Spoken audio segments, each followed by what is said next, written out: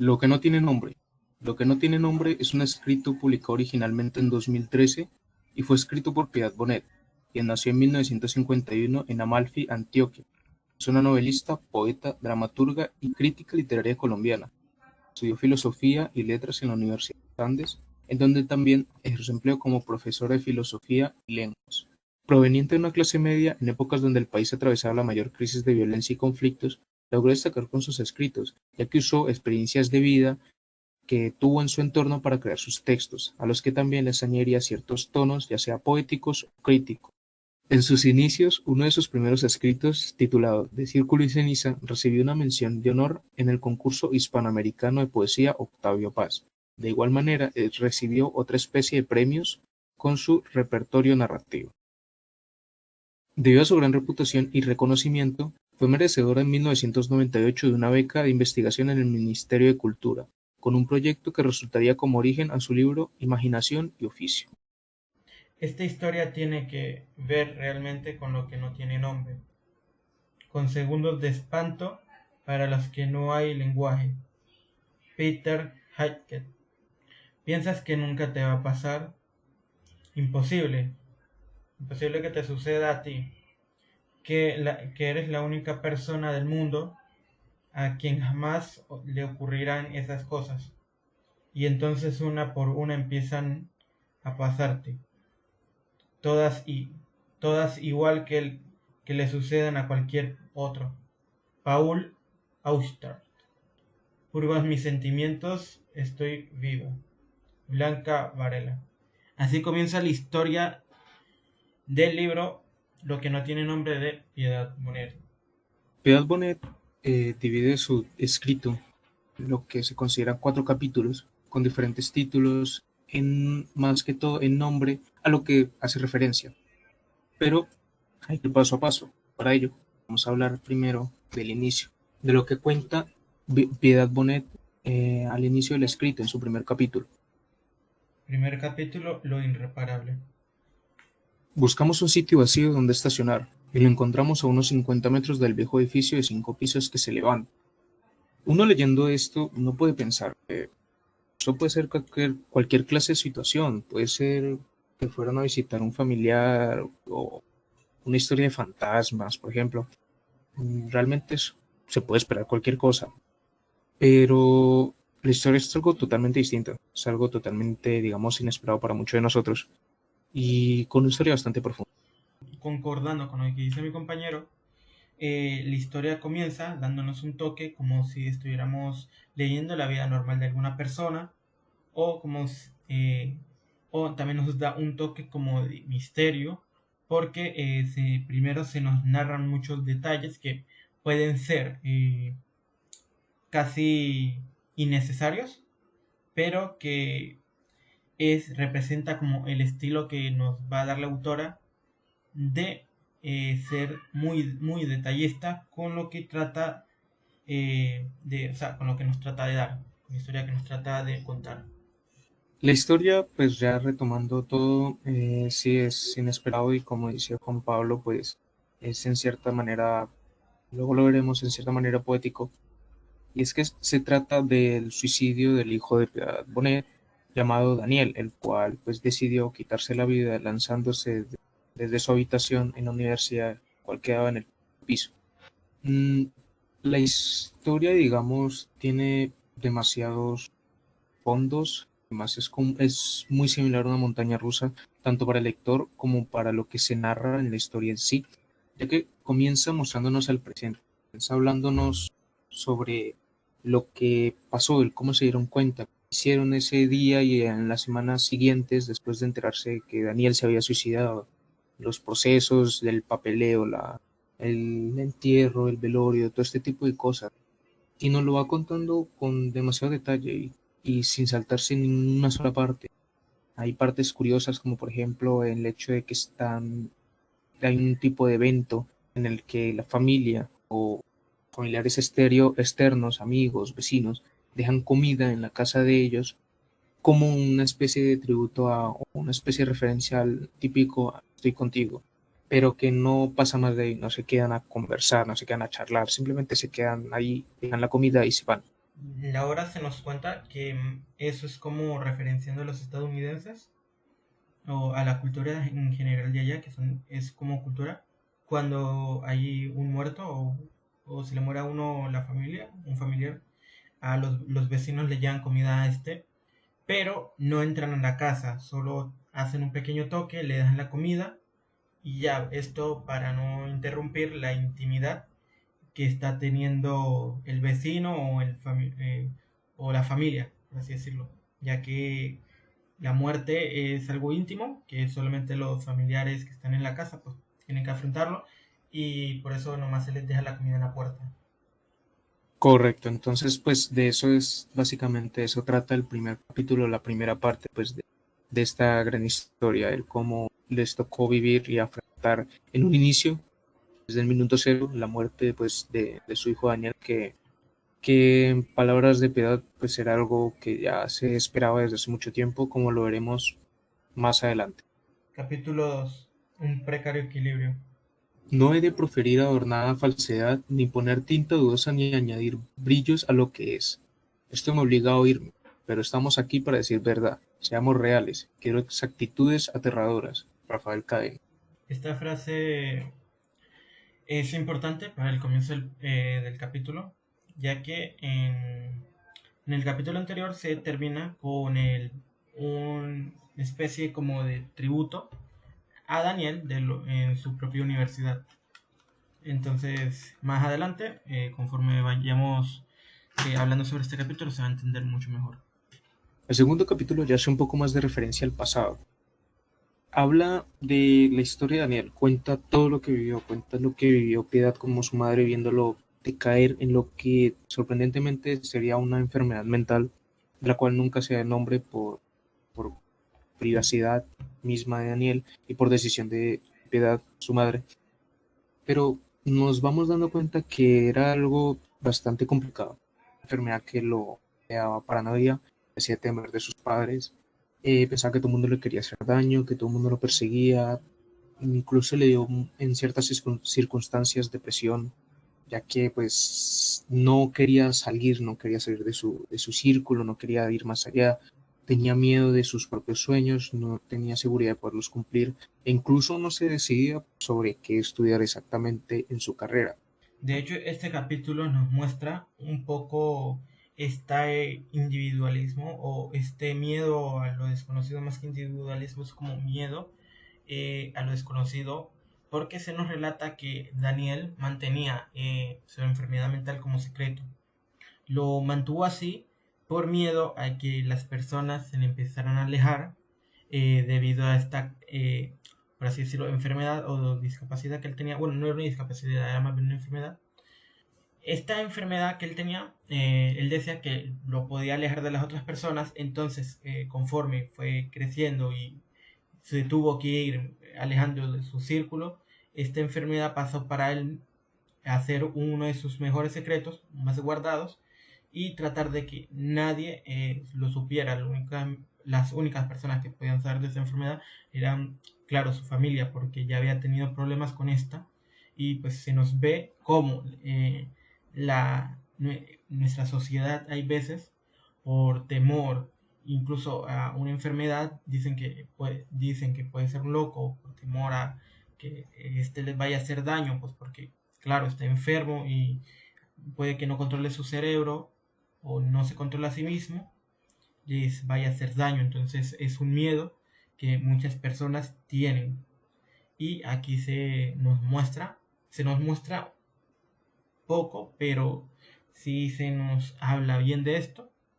Y entonces es como una cosa muy interesante de lo que se convierte esto para él. Más que una enfermedad, se convierte en una carga, en un secreto que él tiene que ir cargando toda su vida.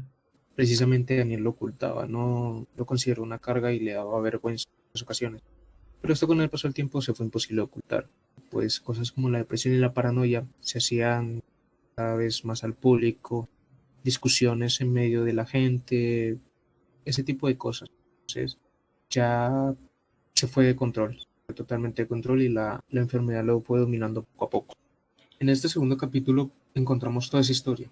Encontramos como en un inicio pues él lo consideró como algo de lo que adaptarse, pero tampoco le paró mucha importancia y de piedad dándose cuenta de cómo es un niño, el cual siempre está al lado de ella, el cual siempre era cariñoso, el cual siempre era decidido de lo que quería estudiar. Esto es muy importante. Fue cambiando y se fue desapareciendo.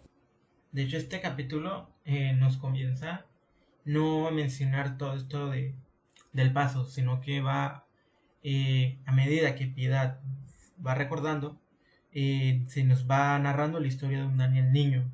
Como mi compañero lo acaba de decir, él al principio era muy decidido. Entonces es como mirar con el tiempo cómo esta enfermedad, por ocultarlo, por no sacarlo a la luz, se fueron acumulando, lo convirtieron en otra persona y ver esa diferencia, esa dualidad, tuvo que haber sido muy fuerte recordar estas partes para Piedad. Precisamente.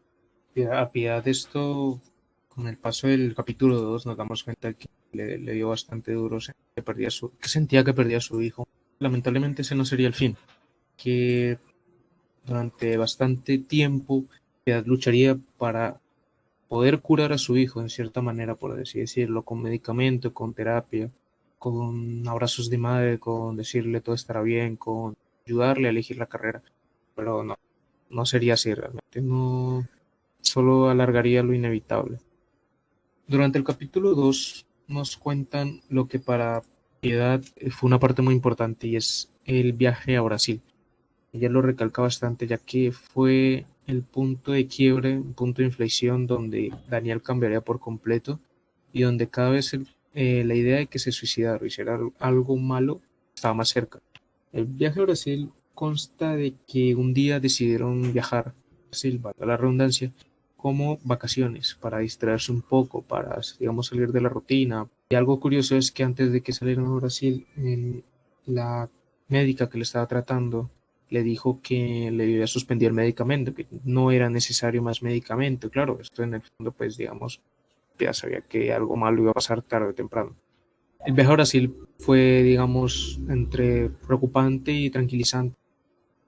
Hacer turismo siempre, al fin y al cabo, tranquiliza, pero siempre tenía esa preocupación. Siempre Daniel tenía como aptitudes y comportamientos raros de mirar a sus padres extraño en el avión, de asustarse y decirles que ellos lo iban a matar y ese tipo de cosas.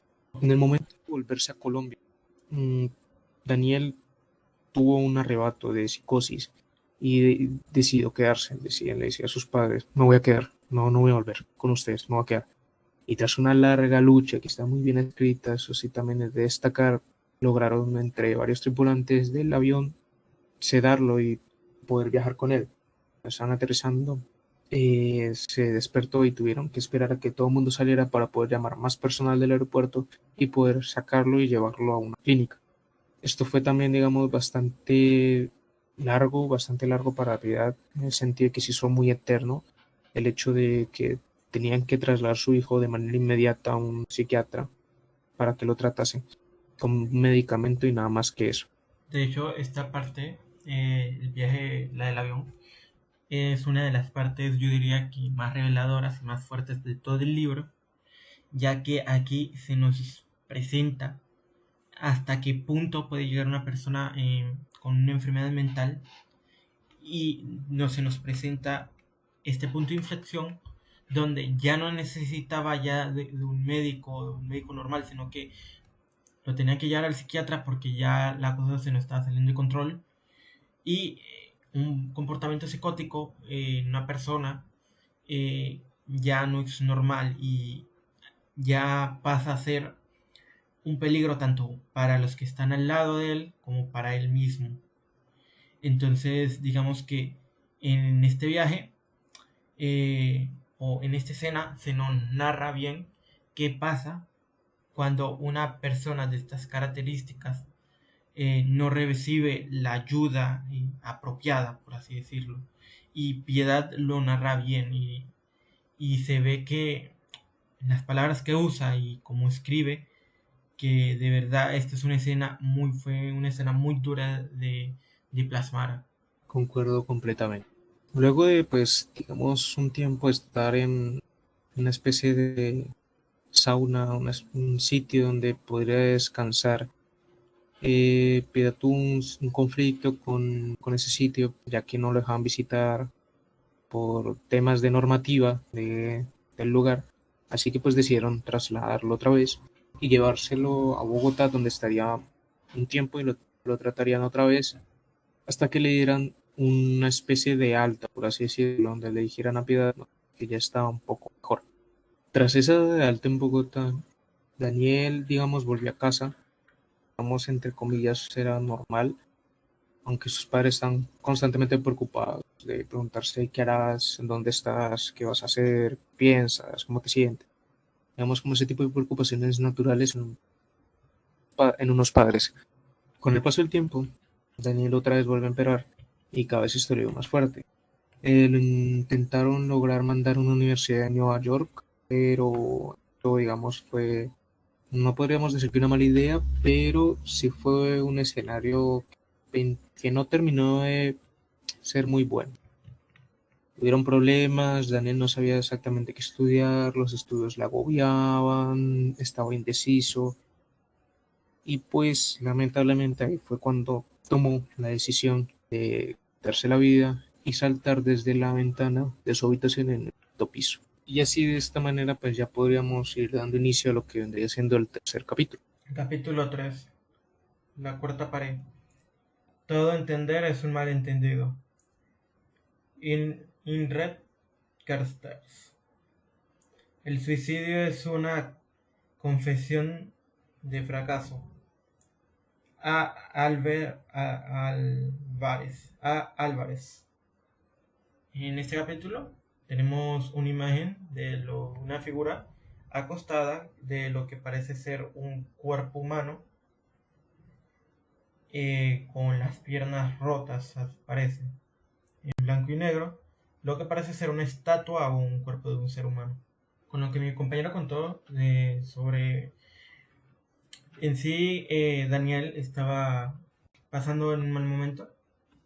Aunque se viera que estuviese bien, para muchos dirían que habría sido un error mandarlo a estudiar con esas limitaciones o esta enfermedad en este estado, debido a pues que el estudio, creas o no, es un detonante muy fuerte a lo que vendría a ser el estrés, y un estudio universitario es mucho peor debido a que el alumno va a estar siempre bajo presión, y Daniel en sí no sabía el que quería estudiar. Entonces esto ejerce más presión debido a su propia inseguridad de lo que él estaba haciendo ahí. Sentía que probablemente hubiese sentido que no hacía nada en general. Muchos, Muchas personas, de hecho, toman esta dura decisión de quitarse la vida por mano propia, ejercida por la presión de su trabajo, la presión de su estudio, o simplemente sienten tanta presión, tanto estrés, y sienten que no van para ningún lado en la vida, por así decirlo, que pues la única salida que ven es esto, este matarse o tirarse de una ventana o en sí el suicidio. El tercer y cuarto capítulo, digamos que ya son bastante más cortos y son, digamos, más directos en lo que pasó, pero ya va más enfocado a las opiniones. El tercer capítulo, digamos, a los pensamientos, a lo de me gustaría que estuvieras aquí, hijo, aún. Y el cuarto capítulo ya, digamos, es como una reflexión y pues el cierre de la historia. El tercer capítulo, pues como dije anteriormente, de Piedad se dedicaría a, digamos, a recordar ciertas cosas, a hablar sobre lo que hizo después de la muerte, ya que, como habíamos dicho pues, en el primer capítulo, ya habla en el momento que se dan cuenta y todo el proceso que hizo, pero ya en el tercer capítulo habla mucho después de eso, ya digamos, después de haber contado la historia, ya es una etapa de reflexión, una etapa de pensar, de decir, ¿qué hago ahora? ¿Qué intento hacer ahora? ¿Cómo puedo salir de esto? Y digamos que poco a poco lo fue encontrando, aunque de una manera muy dolorosa. El Lo cual- que se puede ver también en el tercer capítulo es que ella busca ayuda psicológica, y también busca entender un poco más la decisión de su hijo y no tanto juzgar el suicidio, sino que comprender el dolor que sentía su hijo y comprender por qué las personas hacían esto, comprender eh, qué pasó por la cabeza de su hijo, buscar esas respuestas, ya que también poniéndonos a pensar, cuando personas hacen este acto, siempre se les tacha de débiles o de podían hacer muchas cosas más o claro, tú de una posición que tienes tu vida ya hecha o sabes para dónde quieres ir y no sientes que estás vacío o algo, es muy fácil juzgar a esta persona, es muy fácil de decirle pudiste haber hecho otra cosa, pudiste, no sé, buscar algo que hacer. En sí es muy fácil juzgar y entonces como que Piedad no trata de juzgar a tu hijo diciéndole que por qué te mataste, por qué hiciste esto, sino que lo trata de comprender y por qué viene en plan, por qué viene más aparte de por qué, cómo te sentías, qué pasaba por tu cabeza, qué pasaba por tu mente, qué pasaba por ahí. Y es ahí donde Piedad trata de comprender a su hijo y buscar una respuesta de lo que estaba pasando por él, mientras también busca ayuda para pues superar, por así decirlo, este suceso. Y ahora entrando al cuarto capítulo que se titula El final, hay una frase, un poema que dice, hoy me acuerdo de tus manos, de tu risa y de tus ojos, que sé que fueron dos truenos y ahora son dos cielos rotos. Canción de cuna, copla flamenca, por favor vuelve, por favor existe, pero no ocurre nada. Mari Jovan.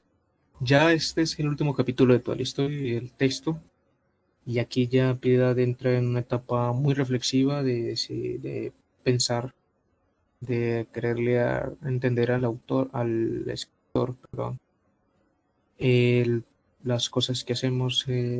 Muchas veces si vivimos la vida, la vida nos vive a nosotros, y el decir, quiero que mi hijo perdure en este texto.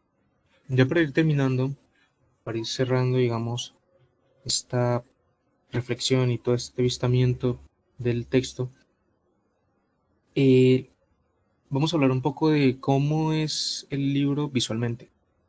Y, y digamos que tanto en opinión personal como en grupo, pensamos que el escrito está muy bien redactado, visualmente está claro, es limpio, aunque es verdad que en algunas situaciones se puede confundir un poco ya que hay citaciones muy largas de ya sea poemas o cartas o referencias hacia otros escritores, pero digamos que no es algo muy frecuente ni que moleste tanto. En general, se nota que Piedad es una escritora profesional y muy buena, ya que supo reflejar toda esta situación con mucho detalle, creando escenas inmersivas y sí te puedes sentir identificado con todo lo que pasa en la historia, incluso te puede llegar a generar sentimientos de tristeza por el modo en que está escrito muy fluido, no vas a sentir que el texto te aburra o no vas a sentir como que te quedas atrancado en una parte, como si fueran esos textos que tienen letras, párrafos y párrafos muy largos. Si es cierto, como decía mi compañero, algunas citaciones o algunos párrafos pueden llegar a ser muy largos, pero esto no es molesto o no es muy molesto ya que no es muy común que pase en el libro, que porque por lo general tienen una muy buena organización y está redactado en gusto personal de maravilla, que hace que desde el minuto uno te pongas con la trama y no lo sueltes hasta que termine el libro. Precisamente ahí concordamos los dos de maravilla. Y como último daremos una opinión personal de cada uno sobre pues tanto la interpretación como del gusto que hayamos sentido hacia el libro. En mi caso, les digo que es un libro bastante bueno, es una historia digo, que atrapa, aunque no. puede ser para algunas personas algo triste, o bueno, para algunas personas no, diría que para todo el mundo, una historia bastante triste, y que te hace sentir en los zapatos de Piedad, que te hace también decir, quiero estar ahí al lado de ella en ese momento para decirle, tú puedes, o darle un apoyo. Mm, la única crítica negativa que puedo dar es lo de los párrafos, que a veces son muy extensos, pero si no es por eso, el texto es perfectamente perfecto, no, no hay otra palabra. Es hermoso, es poético, es, es asombroso. En mi caso, el texto es realmente bueno, aunque diría que es un texto fuerte, es un texto que no está dirigido a todo público en general. Es un texto que todos deberíamos leerlo, sí, pero que siento que va dirigido más que todo a ciertas personas que estén pasando por una situación similar o que no comprendan el significado que tiene la vida, ya que siento que Piedad, más que vendernos una historia triste, nos vende la historia de ella como madre perdiendo a su hijo, pero por este caso, el suicidio, que para muchos es algo que no tiene nombre, pero siento que en este libro se naturaliza un poco y se hace ver como algo un poco más humano, que es la vida y que la muerte también toca mucho de esos temas. Y es un texto que te hace reflexionar, un texto que te hace preguntarte, ¿qué estoy aquí? ¿Qué quiero hacer? ¿Qué hago? Son preguntas que uno frecuentemente se hace y que son preguntas que, aunque no te hagas frecuentemente, en algún momento te las vas a hacer, ya que va a llegar un punto de tu vida donde, como sea, tienes que reflexionar sobre quién eres tú y dónde estás parado. En general, el único defecto, comparto la opinión de mi amigo, son estos párrafos que se pueden llegar a ser muy largos, pero eh, no molesta mucho, porque el texto en todo su contenido te atrapa. Otra cosa es que este texto tiene muchas herramientas narrativas, tanto el poema, el uso de frases de autores, la descripción que ella esta tiene, también tiene, aunque pocas imágenes que pueden revelarte un poco más y entender la historia. Este texto te pone en los pies de Piedad Bonet, de ella como madre, y te hace sentir mucho. Como decía mi amigo, le dan ganas de uno ir a abrazarla incluso y decirle que pues todo va a estar bien y pues, dar apoyo también, como me dice, porque en sí se hace sentir se hace sentir la obra tanto por su escritura, su contenido narrativo y todo lo que conlleva. Es una obra muy buena. Bueno, entonces creo que con esto vamos terminando en este podcast del libro de Piedad Bonner, Lo que no tiene nombre, y les damos las gracias a ustedes por escuchar nuestro podcast.